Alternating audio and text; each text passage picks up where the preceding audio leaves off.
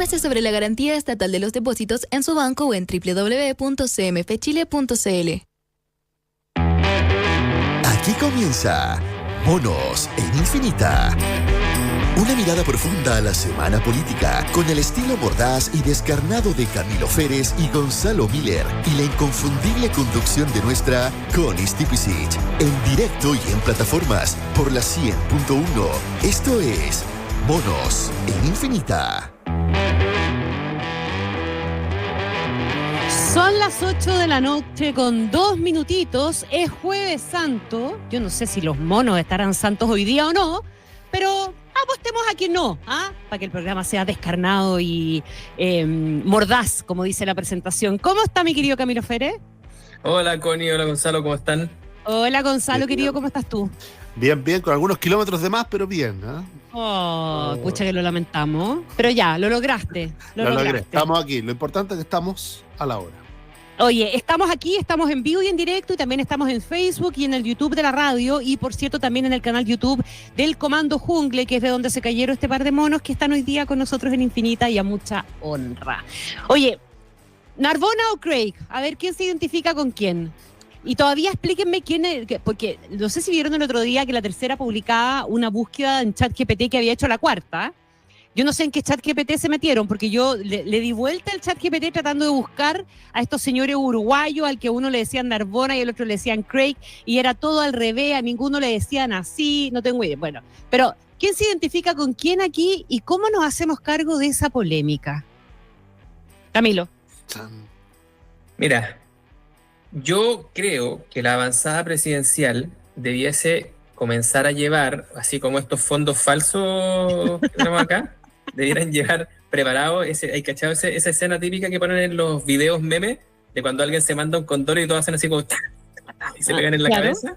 Yo creo que y salimos jugando, o sea, porque es muy raro, no solamente es raro la sentencia, sino que además es raro todo lo que ha pasado durante la semana, entre que la vocera de gobierno se esconde y para no tener que dar explicaciones, los ministros dicen que no saben nada, la ministra del Interior da una explicación que de ser cierta además la ocurrencia es bien de mal gusto.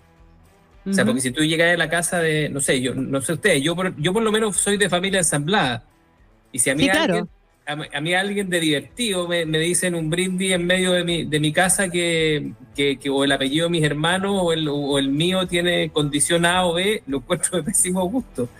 Entonces, no sé, a mí me cuesta explicarlo y además ahora salió esta idea de que el mismo presidente lo va a explicar y nos va a aclarar a todos a qué se refiere, y este condimento del ChatGPT, que es eso, un condimento. Yo creo que estamos ya a estas alturas con las boricosas a nivel de las piñericosas. ¿O no? No, y además, cómo terminamos submarineando lo que podía ser una conversación bastante más interesante, que era si efectivamente hay prejuicios de lado y lado, de los empresarios hacia el gobierno y del gobierno hacia los empresarios, y cuánto entorpecen los avances como país esos prejuicios en caso de existir. Nunca hablamos de eso. O sea, Nunca. que además, perdona, si esto se tratara solamente si esto se sintetizara en dos apellidos, sería el rey de los prejuicios. Sí, claro. ¿Mm? Completamente. Gonzalo. Bueno, yo creo que más allá de la frase hay un estilo en el presidente, ¿no? Hoy día no sé si lo escucharon, hoy día estaba hablando de los premios nacionales y tuvo un diálogo con el destacado pianista Roberto Bravo, que terminó de una manera también extrañísima. También le falta no se vuelva. Sí. Te quedaste pegado. Así de extraño, digamos. Así de extraño. Gonzalo no pudo más consigo mismo y tuvo que callarse. Sí, pues no, si hoy día dijo que le iban a salir los hijos con cola, ¿no? A propósito que estaba hablando de la relación entre unos primos. A propósito de la historia de Roberto Bravo y una enamorada, ¿no? Que prefirió a un primo. No subimos si era un primo de él o un primo de ella, pero era un primo. Frases desafortunadas siempre hay. El tema es que este espíritu impugnador, ¿no? Del presidente viene hace rato, ¿no? O sea, porque busquemos el origen de la frase, porque la frase no es una ironía mal llevada, ¿no? La frase lo que buscaba era una molestia respecto de un empresario que lo había criticado. O sea, claro. tú das por bueno que la explicación es que se refería a... lo dijo hoy día la ministra del Interior, si tuvo que salir a saludar a la Claro, ministra que del Interior, después dijo que era lo que ella creía, pero en realidad Ya, es lo que ok. todos Vamos. creímos, ¿verdad? Es la interpretación que todo el mundo le dio a esta cuestión Ya. y Casémonos con esa, Ya, asumamos hasta que no se esa- pruebe lo contrario. Exacto. Y la ministra del Interior, al igual que el 99% de los chilenos cree que se refería a eso, asumámoslo como una realidad, Ya. ¿no? Y yo creo que es cuando un periodista le hace una pregunta que no le gusta, lo interpela. Ujú. Cuando un medio lo incomoda, lo interpela. Ahora es un empresario el que le hizo una crítica, retuiteando una columna o parafraseando una columna de Sebastián Edwards, lo critica abiertamente, ¿no? Le molesta la crítica al presidente en el fondo. Y yo creo que estas frases, que podrían haber tenido un dejo de ironía o de humor, le terminaron jugando muy en contra, ¿no? No solo por el mal gusto como lo menciona Camilo, sino que también, y mucho peor, lo hace por...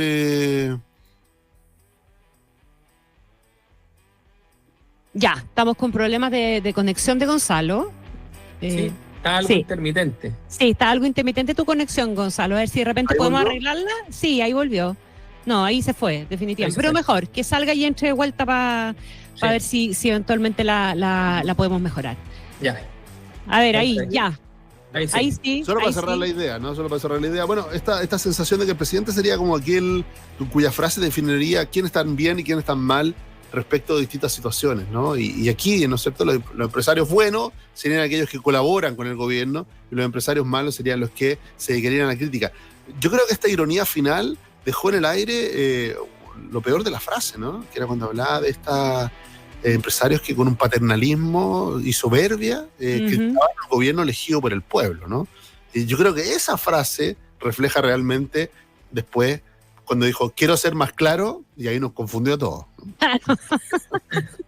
Ahí la lógica de no aclares que oscurece funcionó de manera 100%. Ahora, completa, ojo, ¿verdad? ojo, solamente para no ensañarse con el presidente solamente, el ministro de Hacienda hizo lo mismo con el economista de apellido compuesto, después de la crítica bastante fuera del tiesto también que le pegó en su minuto Smith-Hebel, la comparación con el gobierno de la UP.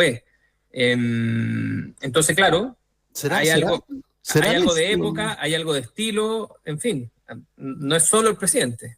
No, pero yo creo que la comparación, hay una distancia bastante grande entre la crítica de Marcel y el estilo que ya tiene No asumido. me refiero Boric. a salir a responderle. Es una cuestión que antes, en la antigua escuela de las comunicaciones, No tú se decías, usaba.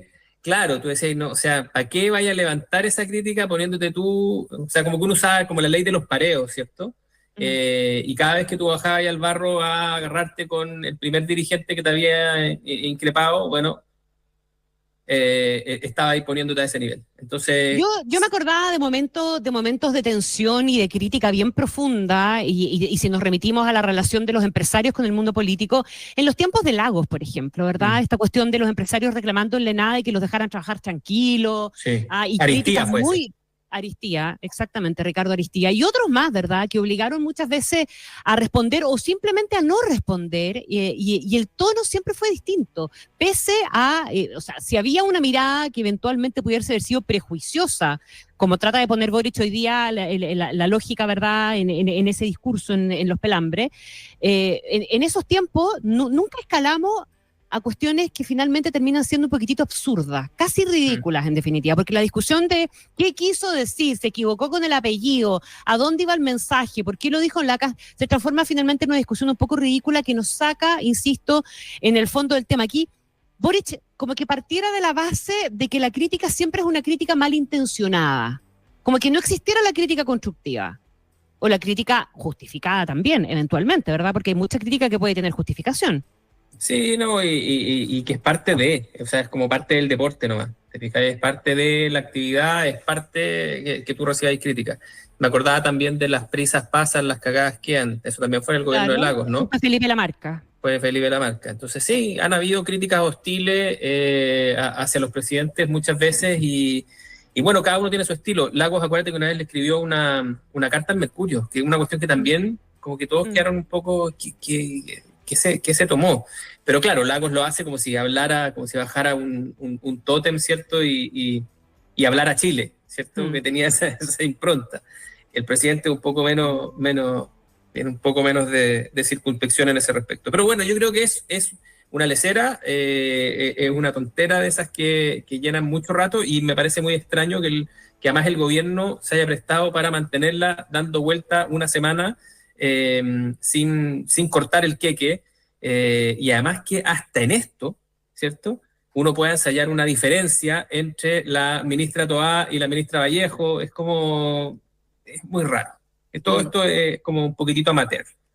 Ahora, lo que no fue tan amateur y que sí probablemente tiene un trasfondo que para algunos resulta inquietante, para otros puede ser un poquito obvio, pero la constatación siempre puede preocupar. Es la polémica que yo creo que todavía no se acaba, no se termina, por las declaraciones del senador del Partido Comunista, Daniel Núñez, con este llamado que le hace al gobierno a convocar a la presión ciudadana, porque esa sería la única manera de lograr hacer los grandes cambios que no se están pudiendo hacer y que no se van a poder hacer en el Senado, porque el Senado hoy día, por una mayoría circunstancial, está en manos de la oposición. Nosotros conversamos la semana con Lautaro Carmona. Lautaro Carmona trató de explicar, de matizar, de decir que esta cuestión no se trata de estar convocando un estallido, sino que simplemente de dejar que se canalice el sentimiento de la ciudadanía a través de las presiones o las manifestaciones que sean, y puso como ejemplo la que iba a recibir a Nicolás Grau en Huachipato, la que próximamente va a venir para el Día del Trabajo, etcétera. Pero yo creo que la cabeza de muchos de nosotros, no fue esa la primera imagen que se vino, ¿verdad? Sino fue más bien una cuestión algo inquietante, no porque esto pudiese derivar en un estallido o en una ola de violencia de vuelta. Yo creo que estamos todos medios de acuerdo en que ese momento ya fue. El ánimo colectivo no pareciera estar dispuesto para inclinar la balanza en esa dimensión, sino más bien es en la mirada y en la forma en que siguen viendo al país desde algunos sectores del oficialismo. ¿O no, Gonzalo? Bueno, yo creo que hay mucho de eso. O sea, las palabras, siempre que hay una frase, hay un texto, de nuevo, yo creo que aquí gran parte del cambio de tono, ¿ah? No lo voy a subir a la categoría de ideólogo, ¿no? Pero el primero que habló de que el gobierno tiene que cambiar el tono en su conversación con la oposición y con los chilenos fue el diputado Bob Winter, ¿no? Que nos dijo que aquí había que ir, ¿no es cierto? Que si la oposición pintaba la muralla blanca, el gobierno no podía decir que bueno lo que salga del acuerdo, tenía que pintarla negra, ¿no? Uh-huh. Para que saliera gris. Yo creo la batalla cultural. La batalla cultural. Uh-huh.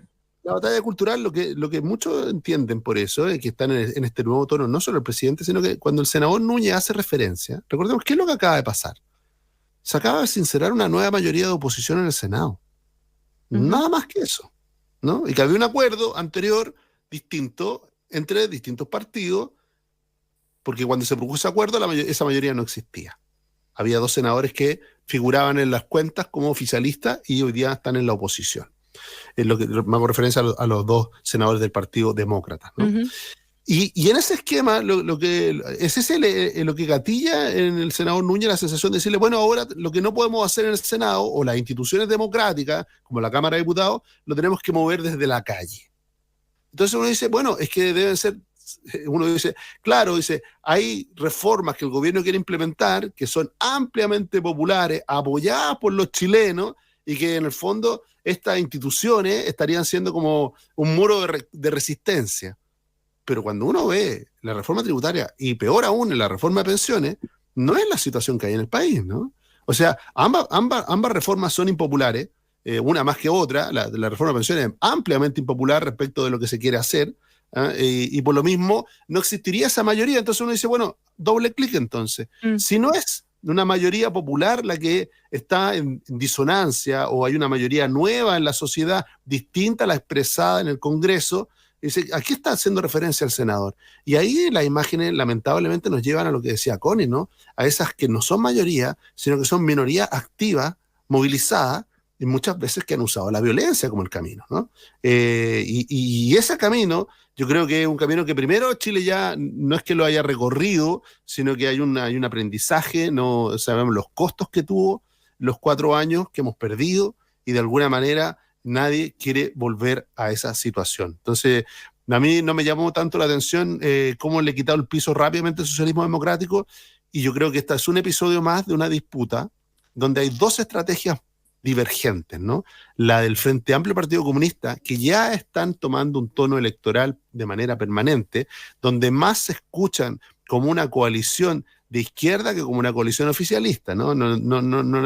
El senador no se hizo problema en causarle miles de explicaciones al gobierno, en tener que conflictuar a sus socios. No, dice, yo tengo que posicionarme frente al electorado. No nos olvidemos que iniciamos el ciclo electoral este año y ya no para más hasta el próximo gobierno y el próximo Congreso. Y esa dinámica, que está muy presente en este tipo de frases, empieza a tomarse la agenda, no solamente en el oficialismo, ¿no? También en la oposición.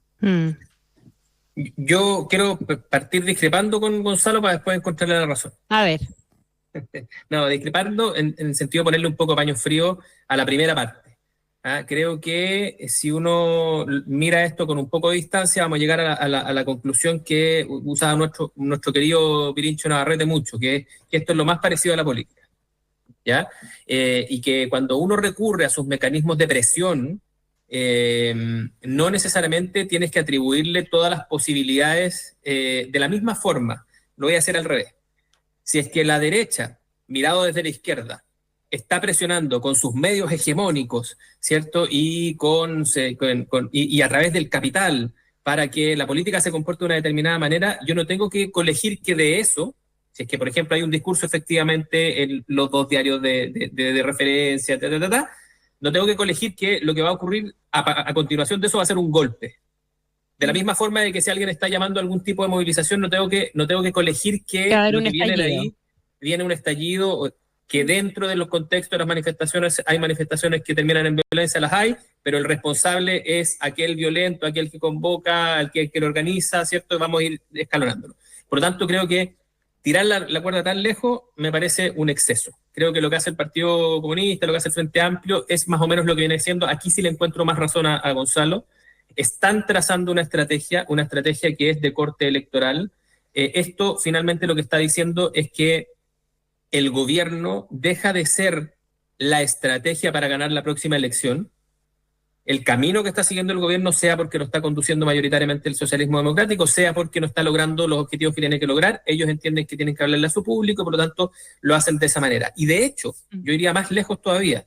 Yo creo que la amenaza velada de volver a la calle se la hacen al gobierno. No sé, la razón por la cual el socialismo... ¿a quién si no? Si quién tiene que enfrentarse a un problema en la calle es el gobierno. Porque el que tiene el problema de cómo lidia con la movilización, si se cruza o no se cruza, si va a bajar el presidente con un megáfono a subirse a ella para ver lo que podría pasar, digamos, o si el subsecretario Monsalve va a tener que poner orden a través de la fuerza pública, si es que están quedando... Todo eso, todo ese escenario, todo ese problema, se lo crean al gobierno y por lo tanto en realidad creo que el mensaje va hacia allá. Y por lo tanto, nosotros tenemos que empezar a entender que desde hace algunos días, desde hace algunas semanas, estamos en medio de un clima electoral. Y con un gobierno pato cojo. Exactamente, que tiene un imperativo ahora que es un poco extraño, que es el de la elección de gobernadores y alcaldes, como lo dijimos el programa pasado, que son elecciones que requieren una gran mayoría y por lo tanto ahí los actores están tratando de concitar muchas voces, pero que los parlamentarios ya están pensando en sus nichos electorales y ya le están demandando al gobierno que en la próxima cuenta pública le hable a los profesores a través de la deuda histórica, que le hable en el mismo momento en el que el socialismo democrático está tratando que sus dos promesas y sellos comiencen a dar algún fruto. Y me refiero al sello del orden, y te amenazo con el desorden, y el sello de desempeño económico, que es lo que tiene que hacer ahora Mario Marcel. De hecho, están llegando las primeras cifras positivas, ¿cierto? Algunas muy tenues, entiendo que esta semana vienen algunas mejores, hay cifras de inversión que están creciendo, hay un IMASEC que al parecer que viene al alza, entonces toda esa pega, como más asiaga que hacen cuando toman algo más de conducción del gobierno, podría comenzar a dar frutos. Y lo que están mirando la otra parte de la coalición es, nosotros no tenemos cómo vestirnos con estos frutos, ¿de acuerdo? Entonces, eso es lo que estamos mirando, ese es el clima electoral. Ahí la pregunta del millón, Camilo, Gonzalo, es de qué manera se mueve el presidente en esa agua, ¿verdad? Porque aquí lo que hay, siempre hemos sabido, y lo decía muy claramente hoy día en la mañana Pepe Auta, el Partido Comunista no es un partido con vocación de mayoría, es un partido con vocación de minoría, pero sí con vocación de hegemonía. Hegemonía. Y en esa pelea por la hegemonía del oficialismo está dando justamente estos pasos, así como probablemente en la derecha hay una pelea por la hegemonía que la está dando Republicanos respecto de Chile Vamos, etcétera, etcétera. Aquí la está protagonizando fundamentalmente el Partido Comunista con este tipo de estrategia y el socialismo democrático gobernando. ¿Dónde se va a quedar el presidente en esa dicotomía? ¿Para qué lado va a optar? ¿Va a optar por terminar de gobernar y hacerle un check a todas estas cuestiones que tienen carpeta, verdad? Porque la única forma probablemente de sacar adelante alguna de sus reformas es llegando a acuerdo, y eso va mucho más en la línea del socialismo democrático, o le va a hacer el guiño a este sector que está tratando de liderar la hegemonía del oficialismo, para lo cual tiene que hablarle única y exclusivamente al 30%.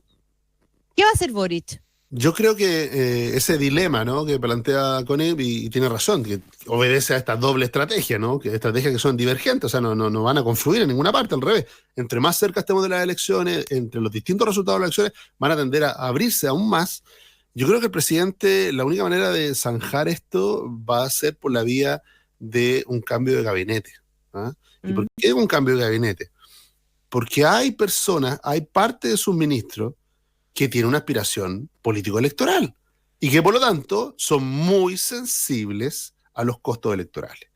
Estamos hablando de la vocera de gobierno, Camila Vallejo, que esta semana navegó, fue la ministra del Interior la que tuvo que salir a poner orden, fue la ministra del Interior la que tuvo que hacerse cargo de las frases complejas, ¿no? De las frases que no le gustan a uno, no le gustan a otro, y resulta que la vocera quedó ahí no dijo, yo no voy a salir a contradecir al senador Núñez, trató de interpretarlo, dijo que era una falsa polémica. Miren, la falsa polémica tuvimos cuántos días, ¿no? Una polémica creada por el propio oficialismo. Y por el otro lado, ¿por qué un cambio de gabinete? Porque si el gobierno quiere concretar finalmente una reforma, por ejemplo, la reforma a pensiones, ¿no? La única manera de concretarla va a ser una manera que es demasiado cara o demasiado costosa para la ministra que ha liderado hasta ahora esa reforma. ¿Ah? En términos de renunciar a muchas cosas que para ella le van a quedar muy lejos. Entonces, la propia ministra Jara, ¿no?, la ministra del Trabajo, va a tener que tomar una decisión y decirle, ¿sabe, presidente? Si usted va a hacer algo que implica una entrega mayor o lograr una mayoría, va a tener que encontrarse en un punto muy lejano a donde partimos, yo no lo voy a poder acompañar. ¿Por qué? Porque yo quiero ser parlamentaria, quiero en el distrito de Conchalí ir a explicarle a mi gente de que yo di la pelea y prefiero dar la pelea sin ganar, con las ideas, con las banderas desplegadas, con el reparto, con todo, y no estar explicando por qué como gobierno, la vez que fuimos gobierno, la vez que tuvimos la oportunidad histórica, terminamos cediendo frente a las presiones, o cediendo frente a la mayoría, o cediendo frente a la opinión pública. Yo creo que ahí no es la única ministra, pero sí hago hincapié en la ministra Jara, porque es una ministra que tiene justamente el cruce de todos estos intereses, ¿no? Tiene un interés electoral, está a cargo de una de las reformas más importantes, y lo más probable es que la intervención de Mario Marcel, por ejemplo, para lograr avanzar o explorar alguna posibilidad concreta en materia de reforma de pensiones, inevitablemente sea leído como una pasada a llevar a las posiciones que sostuvo y ha defendido la ministra durante ya 2 años, ¿no? Entonces, hay muchos que van a estar mirando, sobre todo el momento crítico que es noviembre, qué tan lejos, qué tan cerca de noviembre alcanzan a llegar para empezar a salir aquellos que sienten que hay un costo electoral muy alto por seguir siendo gobierno. Ya, pero ahí sí que vamos a ver, uno esperaría ver la opción del presidente. Porque si se te van los comunistas del gabinete, se va Jara, se va Camila Vallejo porque tienen intenciones electorales, ¿con quién los vas a reemplazar? Ahí vas a terminar de mandar la señal de si optaste por inclinarte hacia el socialismo democrático o hacia el Partido Comunista. Sí, pero eso... ¿De qué manera el presidente garantiza que alguien le haga cheque a su gobierno también? Yo creo que el cambio de gabinete que se produce en noviembre es un cambio que donde son los ministros los que salen y no el presidente el que los saca. Y por lo tanto morigera un poco esta condición de arbitraje. Si se produjera uno hoy día, tú estarías diciendo, mira, sabéis que la tensión que hoy día existe, el presidente la está arbitrando por la vía de cambiar la correlación de fuerza al interior del gabinete, y efectivamente esa es una decisión enteramente autónoma y más o menos unívoca, ¿cierto? Mientras que la de noviembre tiene más las características del liderazgo presidencial, que es más ambivalente a este respecto, que entrega un poquitito por aquí y entrega otro poquitito por allá. Con todo, no hay duda de que la conducción del gobierno hoy día es del socialismo democrático. Y al resto de las almas del gobierno le tocan las señales, ¿de acuerdo? Pero la conducción es efectivamente, está ahí. y las decisiones que se logran adoptar con carácter estratégico vienen probablemente desde ahí. Entonces yo creo que más bien lo que vamos a ver de aquí hasta noviembre es ese como juego de palillos chinos, salvo que haya un cambio de gabinete antes de ese periodo donde sí yo esperaría un tipo de arbitraje. ¿Qué es lo que pasa? Que el presidente, si espera un poquitito, la derecha le va a hacer un poco el favor, porque en definitiva la derecha está actuando de una manera también bien poco recomendable, dado estos animal spirit, ¿cierto? Que hay en lado y lado, y se está repartiendo el pastel antes del cumpleaños. Antes de haber apagado las velas, y está en una competencia respecto de quién manda el proceso que viene, que asumen que va a ser de ellos. Y en esa disputa, me corregirá Gonzalo, entiendo que Evelyn Matei no va a competir por Providencia, lo que la pone inmediatamente como candidata presidencial, con toda esta anticipación. Ella va a tener que intentar durante mucho rato que el gobierno la pesque, o sea, hacer un juego en el que ella es una interlocutora del gobierno, y si no pero mientras hace eso, José Antonio Kast, que ya salió mucho antes que ella, va a estar agarrándose con ella por la diferenciación, y con ella los republicanos, con el resto. O sea, lo que si el gobierno logra contener estas chambonadas, digamos, del lenguaje, y al mismo tiempo mantener, incluso vía la ambivalencia, un cierto orden interno, probablemente la oposición le va a hacer buena parte de la pega. Sí, obviamente la oposición tiene sus propios problemas, ¿no? Está en una disputa, obviamente, y a veces el hambre no es buena consejera, ¿no? Esta cuestión de que están todos mirando la posibilidad de hacer gobierno y están tomando decisiones si quieren competir en esta elección municipal, o en realidad yo prefiero guardarme para el eventual gobierno y ser ministro. Es una discusión que primero es bastante utópica a 2 años de una elección, es bastante lejana a la elección como para estar tomando ese tipo de decisiones, pero también tiene un componente, Camilo, porque finalmente, si espera el presidente hasta noviembre, significa que se le acabó el gobierno sin haber hecho nada. Porque ya en noviembre lo que viene son los efectos políticos de la elección. Vendrá el cambio de gabinete que va a ser leído en ese código, y viene el último año, o sea, viene ya abiertamente ya la elección parlamentaria. Es muy complejo que el presidente no dé ninguna señal, como esto que nos preguntaba Connie, ¿no? ¿Cómo navega entre estas dos estrategias? ¿Las va a esperar hasta noviembre? Porque en noviembre ya significa que el presidente no hizo nada, y van a ser sus ministros los que van a decir cuál creen, dónde hay más valor, ¿no? Si están en el gobierno, o finalmente buscar un camino hacia lo que viene, hacia una futura oposición o una alternativa de gobierno distinta. Estamos con los monos en Infinita, con Gonzalo Miller y con Camilo Fere. Les propongo que nos vayamos un corte cortito, bien cortito, y retomemos un poquitito el impacto. O sea, esta semana tuvimos discusión municipal, hemos visto nombres dando vuelta, decisiones, ¿verdad?, de alcaldes que no van a postular, la polémica por la elección de los 2 días también, la arremetida de Matei o la irrupción de Matei justamente en esa polémica, y hacer a mí también un poquitito de zoom en lo que está pasando en la oposición. Ustedes ya han esbozado algunas líneas ahí. Vamos y volvemos.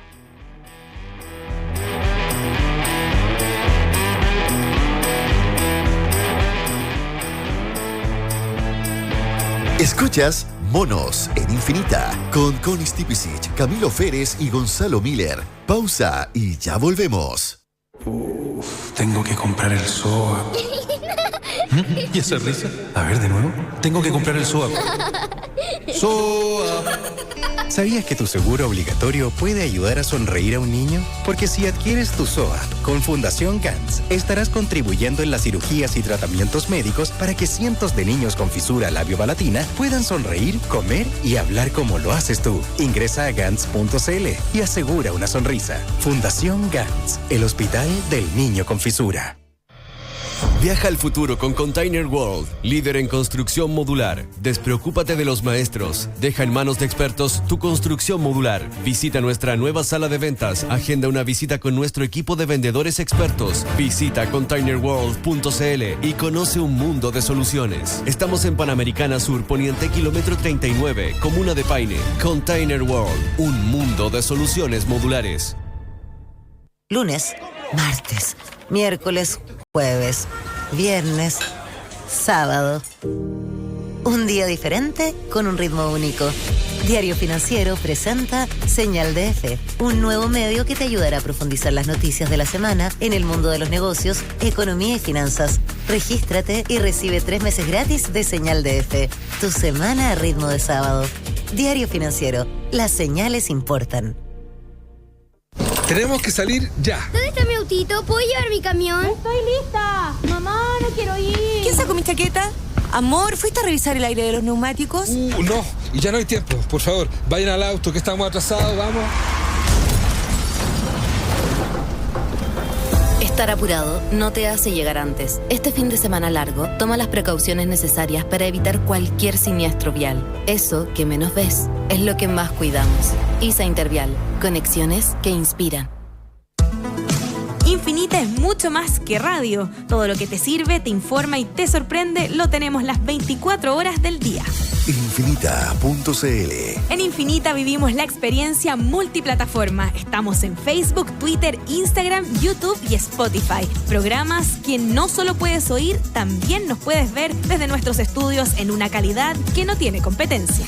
Es Infinita por la 100.1 e Infinita.cl y todas sus plataformas. Infinita, palabras con poder. Un aplauso para nuestro chofer. Hemos llegado a Puerto Natales, un lugar de paisajes inolvidables, como estas viviendas definitivas que construyó el MIMBU a través del plan de emergencia habitacional, que cambiaron para siempre la vida de muchas familias natalinas, porque cuando se construyen cambios, se construyen sueños. Conoce más sobre el plan de emergencia habitacional en www.mimbu.cl. Ministerio de Vivienda y Urbanismo. Gobierno de Chile. En Infinita te acompañamos las 24 horas. Son las 8:33 minutos. Estamos de vuelta con Bonos en Infinita, junto a Connie Stipicic, Camilo Férez y Gonzalo Miller. Gonzalo, Camilo, ¿alguno de los dos cree que en este país pudiese haber un fraude electoral si tenemos elección en 2 días? ¿Con la mano en el corazón y con la cabeza bien puesta? No. No. Ya, Gonzalo, ojalá que nunca tengamos un fraude. Lo que sí, no hay que provocarlo, no hay que equivocarse, porque aquí es como que una cosa es que cuando miramos nuestra tradición, nosotros tenemos instituciones fuertes del servicio electoral, tenemos instituciones fuertes, hay una cultura política en torno al voto importante que hay que cuidar, sí. Pero tampoco juguemos con eso, ¿no? Ya, pero que tener la elección de 2 días, jugar con eso, dices tú. No nos pongamos creativos, ¿no? Porque claro, dice, no, pero es que lo hicimos en pandemia. En pandemia estábamos todos encerrados. Ya, pero espérate, los que se pusieron creativos fueron los que definieron que teníamos que tener 4 elecciones con papeleta sábana en un mismo día. Partamos por ahí, ¿o no? La creatividad viene de ahí. Pero está bien, pero eso se decidió hace 2 años, pues, Connie. Sí, pues bueno, hace 2 años. El CERVEL, probablemente el CERVEL está llegando un poquito tarde con la noticia de que no estamos preparados. Yo creo que pero ¿cuál es la opción? Yo creo que ese es el titular. Sí. Estamos llegando tarde y elegimos un parche. Hay algunos que les gusta el parche, hay otros que dicen, ¿sabe qué? ¿Por qué en vez de hacer un parche, en vez de traspasarle los costos, todo el CERVEL a la sociedad, sea a las personas, sea al comercio, sea a todo, dice, oiga, ¿sabe que nosotros vamos a asumir los costos? Y como esto puede pasar en otras elecciones futuras, porque no sabemos cómo se va a comportar. Acuérdate que lo que origina esto es la cantidad de candidatos. Y el voto obligatorio. La multiplicidad de listas y el voto obligatorio. Entonces, esa combinación, lo que sí, claro, con el voto voluntario apostábamos que no iban a llegar a votar los que tenían derecho, pero era una apuesta. Ahora apostamos que sí van a ir a votar. ¿Cómo lo podemos corregir? Yo creo que el CERVEL venía haciendo las cosas bien, por ejemplo, en términos de domiciliar en una misma casa, los 3, 4 o los 2 votos que habían fueran al mismo local, y ojalá un local cercano. Bueno, ese es el camino correcto, ¿no? El camino no de parches, sino el camino institucional. Es decir, ¿por qué no aumentamos la cantidad de locales? No necesitan ni siquiera un cambio legal. El CERVEL tiene las facultades para determinar la cantidad de locales que es necesaria. Entonces, en vez de los 2 días, yo creo que hay otras alternativas que son más permanentes, que no le traspasan los costos a la sociedad, que no generan incertidumbre, porque está bien, como país, es verdad, tenemos una capacidad y una cultura, pero recordemos una cosa, en San Ramón tuvimos que repetir la elección, la misma. De acuerdo. De los 2. Ya, pero esa es la baja que uno esperaría de la discusión, no que a la primera cambio, digamos que no, porque va a haber fraude.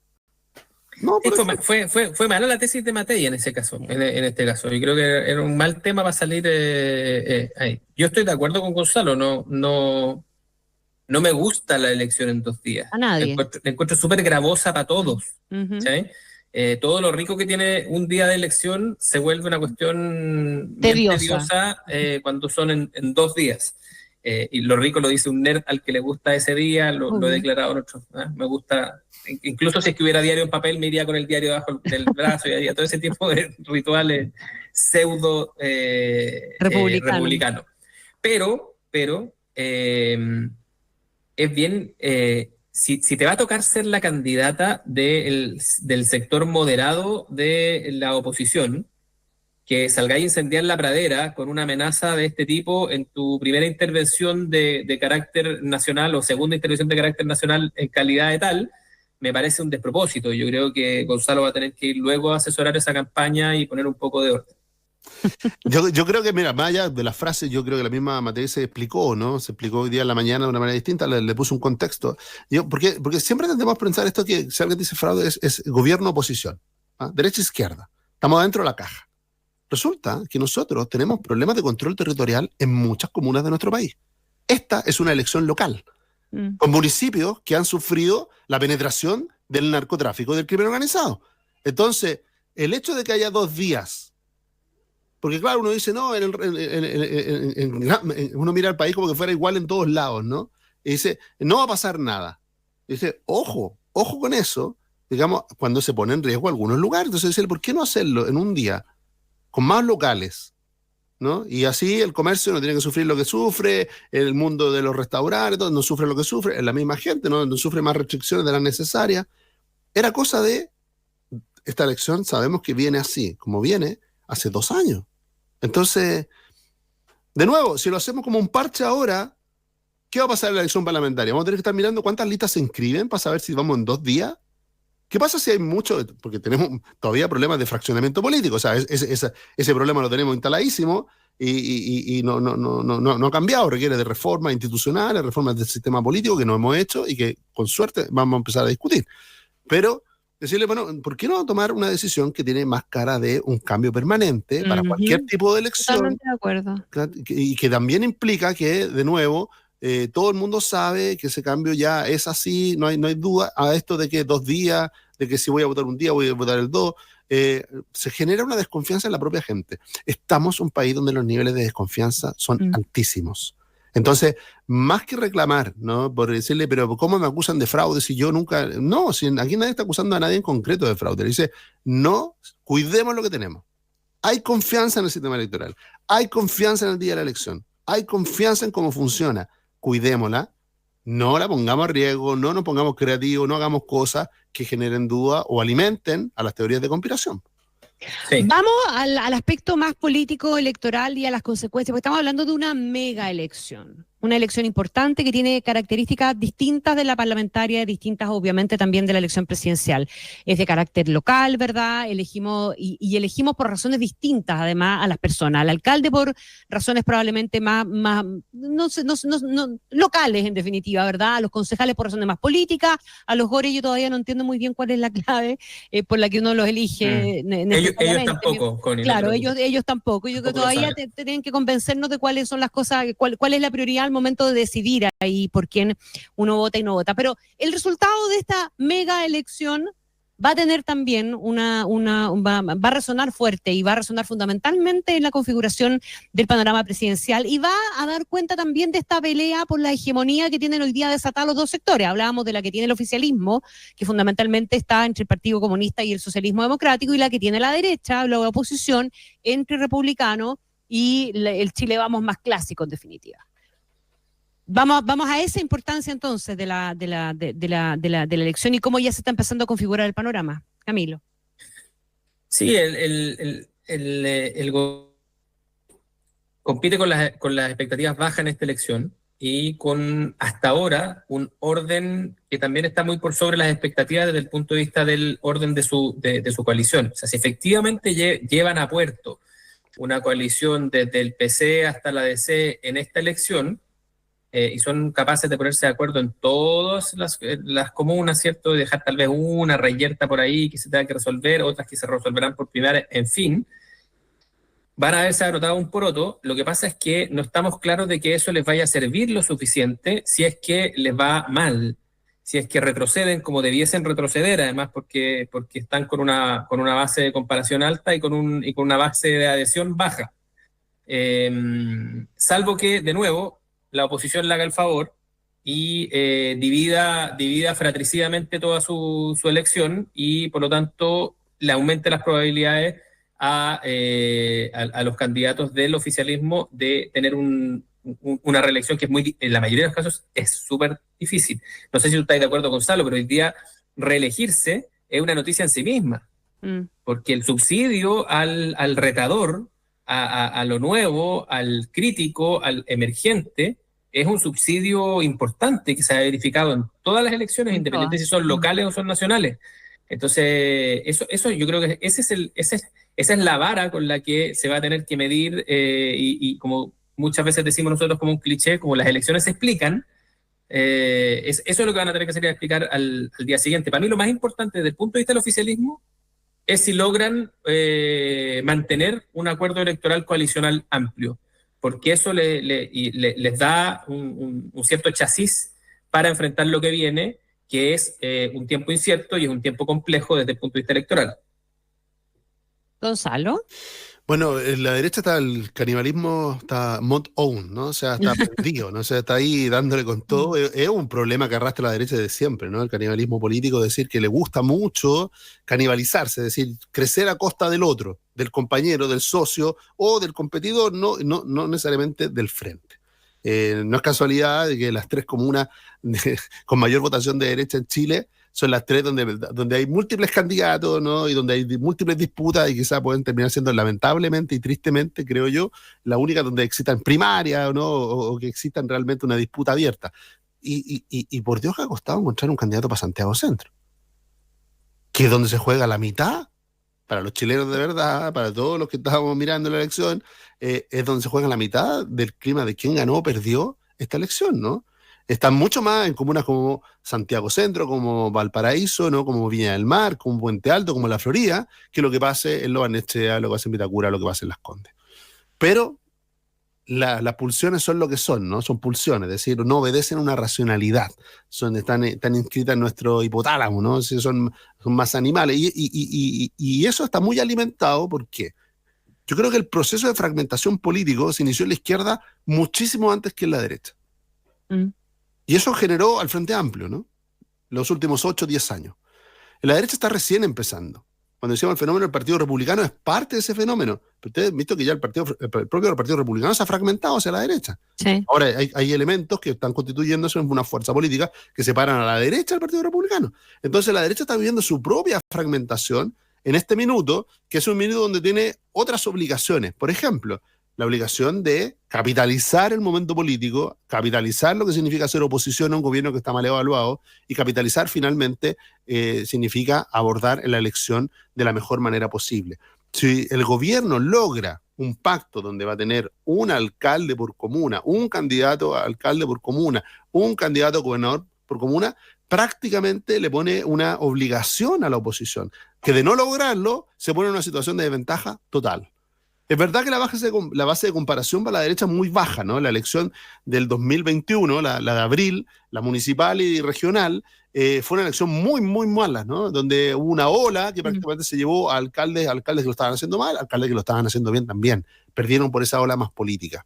Y eso nos lleva a una segunda reflexión. Gobernadores, ¿para qué decir? No, sí, claro. De todas maneras, porque además eran en segunda vuelta, ¿no? Eran en segundas vueltas, y por lo tanto ahí las mayorías políticas pesaron mucho. El momento político pesó mucho. Lo que, anotémoslo, ¿no? El momento político en las elecciones que no tienen significado por sí mismas, como las describía Connie muy bien. La elección de alcalde es una elección que tiene significado por sí misma. Todo el mundo sabe quién es su alcalde y sabe si lo hizo bien o lo ha hecho mal. Ahora, ¿quién es su concejal? A la gente no se acuerda ni por quién votó. ¿Ah? ¿Por quién votó a Core? Mucho menos. Y los gobernadores, hay que reconocer que le ha costado mucho ganarse un espacio, y el poco espacio que se habían ganado lo retrocedieron fuertemente porque están en medio, cruzados muchos de ellos por el caso Convenio y por otros escándalos.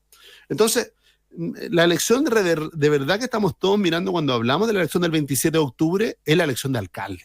Esa es la elección que vamos a mirar con detalle, de ver la correlación de fuerzas, o si hay surgimiento de nuevas fuerzas políticas, o logran consolidarse esas nuevas fuerzas políticas.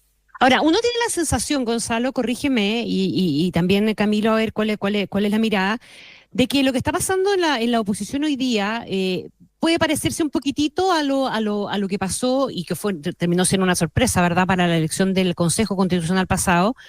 Y es un intento o una estrategia de republicano de, yo no sé si es arrasar o no es arrasar, pero sí dominar en alguna proporción importante. Y como están configuradas las cosas hoy día, pudiese pasar perfectamente, porque hay una fórmula que se está empezando a aplicar y que es la irrupción de candidaturas independientes que claramente tienen el apoyo republicano, pero que no van por las filas de republicano y que finalmente van a terminar sumando y pueden terminar generando varias recoletas finalmente. Esta cuestión de que no nos vayamos a equivocar como nos equivocamos en Recoleta, que permitimos que se eligiera Jadwe. Bueno, eso puede pasar en Las Condes, eso puede pasar perfectamente en Santiago también, con la instalación de estos nombres que Marcela Cubillo, Duque, y ustedes me podrán eventualmente poner otro más, que no son militantes republicanos, pero que a la larga van a terminar siendo, no sé si militantes o no, pero siendo indirectamente candidatos de ellos. Tiene cara republicano, cola republicano, claro, bigote republicano. Adelante estudios, pero entran como independientes. No, es verdad, son parte, es verdad, porque primero hay un tema de capital humano, ¿no? No hay tanto liderazgo al interior del partido, los propios republicanos lo han reconocido así. Pero yo creo que una de las claves para leer la eventual evolución de esta, hasta ahora, siempre los periodos pre-pactos, ¿no? Cuando hay que llegar a acuerdos en los cupos, los cargos, siempre son conflictivos, ¿no? Son conflictivos tradicionalmente, esos pactos que se escriben a última hora, a las 12 de la noche, a 2 minutos que se vence el plazo. Lo hemos conocido en toda nuestra historia, no es algo nuevo. Pero lo que sí es nuevo es de que la derecha, si en las dos derechas, si uno pudiera decirlo, yo a esta altura no sé si son 2, 3 o 4, pero Chile Vamos más lo que uno entiende en el mundo republicano y sus entornos. Y sus satélites. ¿No? Claro, uno ¿Y dice, a dónde dejamos a demócratas? Por eso. Todas las fuerzas de centro y las fuerzas de derecha, en ese mundo, dice, oprima que están vislumbrando de que uno u otro tiene una alta posibilidad de ser gobierno y por lo tanto lo que debe tratar de hacer es entenderse, converger, o alguno de los socios entiende que tiene menos posibilidad de ser gobierno y dice, yo me tengo que preocupar de mi identidad y de mi partido y no de una elección presidencial que veo lejana o que en realidad no pareciera ser que yo no tengo la responsabilidad, ¿no? Esta vez yo no tengo la responsabilidad de ser el que ordene, ¿no? Al revés, me preocupo Eso es lo que pareciera un poco ser la estrategia de republicanos, ¿o no? Que está entendiendo que Kast no tiene la opción y qué interés puede tener republicanos hoy día en llegar a un acuerdo electoral con Chile Vamos. Bueno, esa es una muy mala noticia, ¿por qué, Connie? Porque nuestra historia que nos enseña siempre, ¿no? Una gran maestra, desde la última vez que hubo una lucha por hegemonía en la derecha, en el quiebre RN-UDI, eso condenó a la derecha, esa división, condenó a la derecha a 20 años de oposición. Uh-huh. ¿Ah? O sea, así de claro, donde los dos actores, de manera distinta, pero con múltiples ejemplos, preferían el crecimiento propio, la identidad propia, por sobre, renunciando absolutamente a la posibilidad de conformar una mayoría o de alcanzar un acuerdo amplio. Y eso es lo que cuesta entender, porque algunos dicen, mira, en esta comuna nos vamos a poner de acuerdo, dicen algunos, ¿no? Dice, vamos a hacer pactos por omisión y todo vamos a dejar a un candidato. Y en la comuna de al lado, es decir, no en la comuna de al lado, cruzando la calle, en otra comuna, ahí nos vamos a matar. Nos vamos a sacar los ojos, nos vamos a decir de todo. Yo creo que esa fórmula, primero, peca de irresponsable y segundo, es absolutamente infantil, ¿no? Porque asumir como que esto fueran elecciones compactas y distantes, ¿no? Y resulta que por lo menos en la región metropolitana, que tiene 52 municipios, lo que pasa en uno repercute inmediatamente en el resto, ¿no? La manera en cómo se trabaja juntos o al revés, se confronta de una manera destructiva, es imposible que quede encapsulado en una elección, en un lugar, en un rincón, sino que es algo que, a ojos del ciudadano, debilita uno de los pocos atributos que la derecha venía construyendo, que es el de actuar unida, ¿no? El ser capaz de convocar a más personas, el generar un arco más amplio incluso que la propia derecha, incluyendo a demócratas, incluyendo a amarillos y otras fuerzas. Y no entender el estado de las cosas, yo creo también. Si al final la clase política en esto tiene una responsabilidad gigantesca. Hay una pequeña ventana de oportunidad en la que tú empezás a mirar que existen ciertos incentivos coalicionales que no están determinados como era antes por el régimen electoral. Es decir, vamos a juntarnos por razones distintas a el binominal. ya en conglomerados relativamente amplios. Hay liderazgos moderados que comienzan a surgir, que comienzan a ganar terreno, pero lo que pasa en el mundo, lo que pasa en todas partes del mundo, no es eso. Lo que pasa en el mundo es que los liderazgos más exaltados, más extremos y estrambóticos, como podemos ver en el caso del lado, digamos, en el caso de Milei, por ejemplo, son los que se terminan llevando para la casa el estado de descomposición final de esta élite que finalmente no logra construir mínimos razonables para que la política haga un mínimo de sintonía con las personas, un mínimo. Esta pelea, digamos, hasta la agonía, como la describe Gonzalo, de los que se supone que tienen la primera chance de ganar en la siguiente elección, da cuenta de eso, de que lo que está debajo de este como, de nuevo, barniz de oasis, le vamos a decir, de tranquilidad después de los 2 periodos de confrontación álgida que tuvimos, es eso, es un barniz, pero lo que está debajo es la misma clase política que lleva 10 años siendo incapaz de construir mínimos razonables de entendimiento en reformas, en formas de comportarse, en formas de tratarse y en formas de organizarse internamente. Qué notable lo Lamentable, poco que duró el espíritu después de la muerte de Piñera. Nada, se formó en 2 semanas, menos. Nada. Sí, en lo general, sí, porque en un clima, pero no en los frutos, Conia, ojo con eso. ¿En qué? No, yo te digo en el ánimo, en el clima. En el ánimo general, claro, decirle que aquellos que eran abiertos opositores dentro de la derecha Piñera guardaron silencio, ya no lo hacen, y aquellos que de alguna manera habían estado como con algún sentimiento de culpa por haber participado en el gobierno Piñera, que en ese minuto apareció al revés, ¿no? Como un orgullo. Bueno, ahora se ha ido de alguna manera, la contingencia la ha ido a otro lado, porque ese espíritu como de unidad y de transversalidad, claro, es frágil, hay que cuidarlo, y yo por lo menos soy jeffersoniano, ¿no? ¿Pero tú crees que existe ese espíritu de transversalidad y de unidad de verdad? Por eso yo digo, como las personas no son ángeles, requieren de instituciones que lo ayuden a portarse mejor, en todas las dimensiones. Y por lo tanto, nosotros tenemos que realizar un cambio en el sistema político. Lo mencionó, el sistema binominal, ¿no? Tan vilipendiado, ¿no? Que nos obliga en esa camisa de fuerza a estar juntos y a construir mayoría, porque si tú ibas solo y te ibas en la libre, tenías muy poca opción. Bueno, lo vamos a empezar a mirar con un poquito de nostalgia ya, ¿no? Sí. ¿Por qué? Porque, bueno, por lo menos era una camisa de fuerza para el mundo político decirle, ¿sabe qué? O se ponen de acuerdo o pierden directamente. En cambio, hoy día, como está todo fragmentado, nadie apuesta a que el otro lo va a lograr, a que el otro va a lograr tener una sola lista, dice, no, si ellos también se van a dividir, también van a haber candidatos por fuera. Ya no estamos hablando ni siquiera de las estrategias de algunos partidos.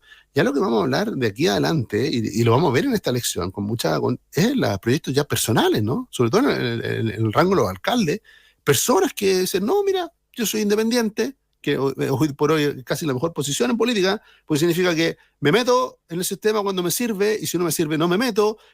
Cuando la decisión me es favorable, yo espero que se cumpla, ¿no? Porque espero que los partidos la hagan cumplir. Cuando me es desfavorable el escenario, bueno, yo soy independiente, no estoy obligado a nada. Mira Orrego. Mira Orrego, que hace 4 años tuvo que enfrentar al Frente Amplio, enfrentar a la izquierda, duramente criticado, duramente vilipendiado. Salir electo con los votos de la derecha. Y hoy día vuelta total, ¿no? Compañero. El escenario de Orrego hoy día, el candidato único desde el Partido Comunista, ¿no? Pasando por todas las figuras del Frente Amplio. A veces la política no es que sea difícil de entender, ¿no? A veces la política uno no la quiere entender simplemente, ¿no? Porque lo que domina el escenario no es que sean las bajas pensiones, son los intereses, básicamente, ¿no? ¿Dónde me conviene estar parado?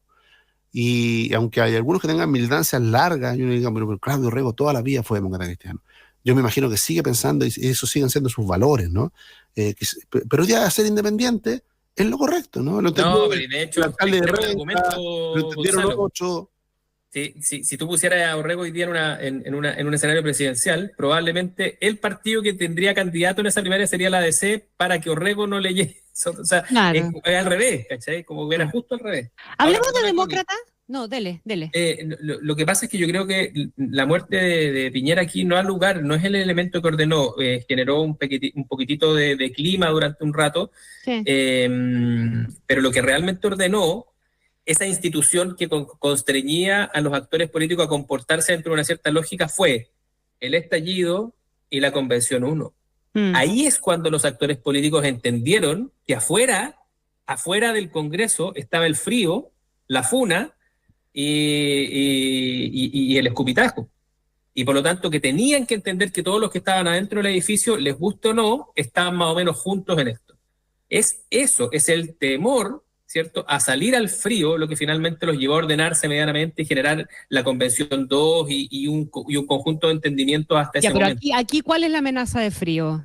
No hay. No hay, po. Entonces se disipa esa amenaza de frío, ¿cierto? Y aparecen, digamos, los espíritus de cada uno y como dice Gonzalo, los cálculos pequeños, cortos, la contabilidad diaria, ni mensual ni anual. Hay muchos que están mirando el modelo Boric como un modelo exitoso político, ¿no? A ver, define el modelo Boric. El modelo Boric es una persona que irrumpe un par de meses antes de la primaria presidencial y finalmente, sin asumir ninguno de los costos, no hizo ningún esfuerzo ordenador de nada, sin construir una coalición amplia, sin ordenar a los partidos, pues llega al gobierno.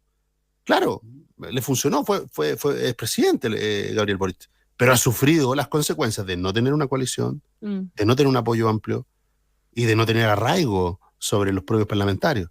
Entonces decirle, es un modelo que te permite ganar la elección, pero que te hace ingobernable después. Entonces uno dice, bueno... No mira Milei. Bueno, es un modelo, no quería hacer el paralelo entre Boric y Milei. Pero espérate, pues en el origen incluso, Milei incluso puede tener un poco más de carrete... ¿Cuánto tiempo antes apareció Milei en la televisión, etcétera, etcétera? Pero en el mundo de la política también fue parlamentario, también tuvo un carrete parecido. 2 años antes. Tuvo 2 años. No, ese fenómeno se repite.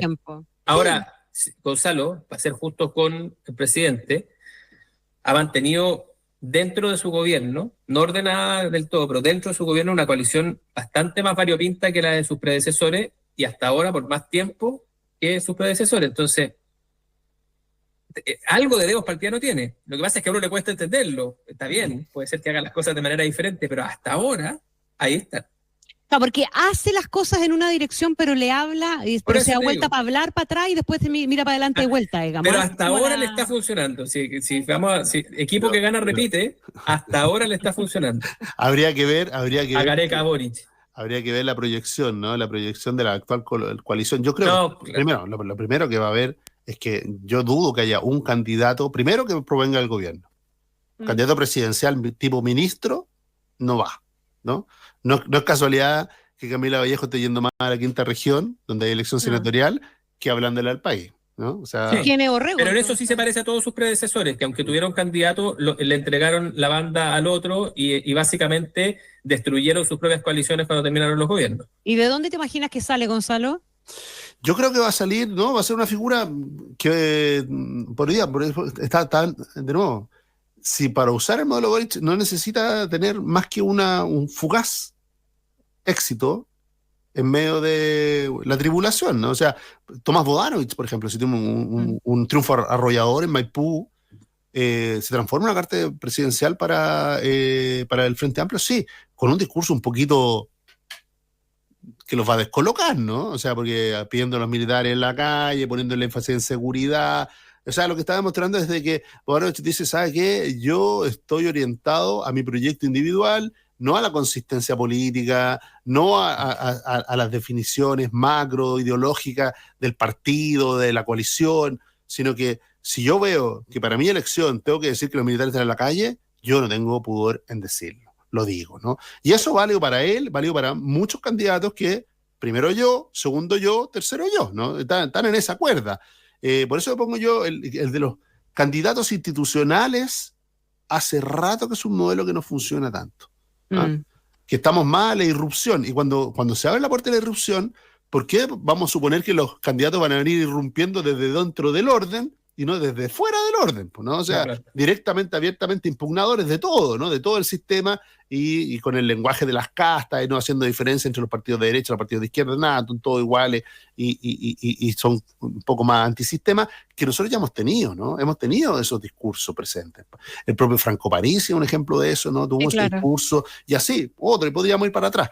Pero yo creo que hacia adelante la irrupción de candidatos así, de momentos, buscando momentos políticos, va a estar presente. Pero en el caso de la oposición, que no está en una buena semana, ¿no? Que está en una semana compleja, de mucha disputa, donde el orden ha brillado por su ausencia, y en cambio han aparecido las agendas propias, las agendas personales, las agendas individuales.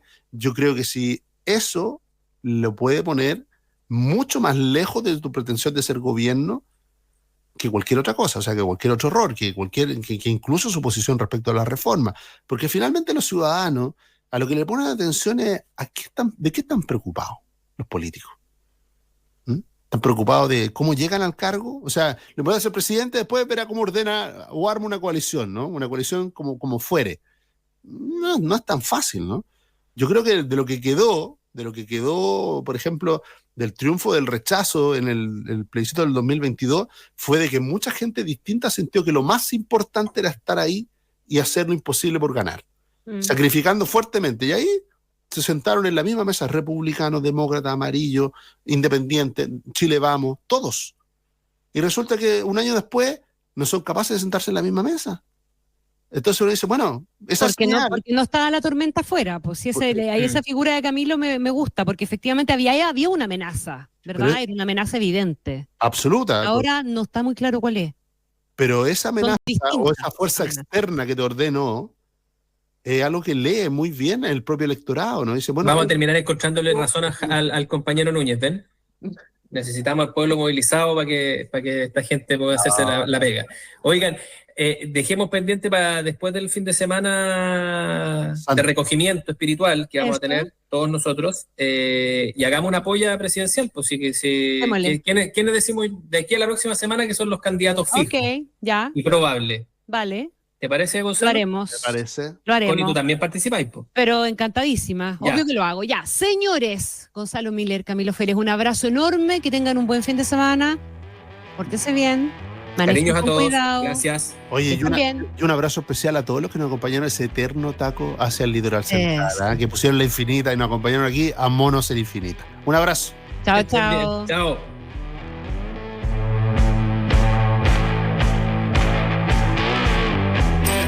Aquí termina Monos en Infinita, una mirada profunda a la semana política, con el estilo mordaz y descarnado de Camilo Férez y Gonzalo Miller y la inconfundible conducción de nuestra Connie Stipicic, en directo y en plataformas por la 100.1. Esto fue Monos en Infinita.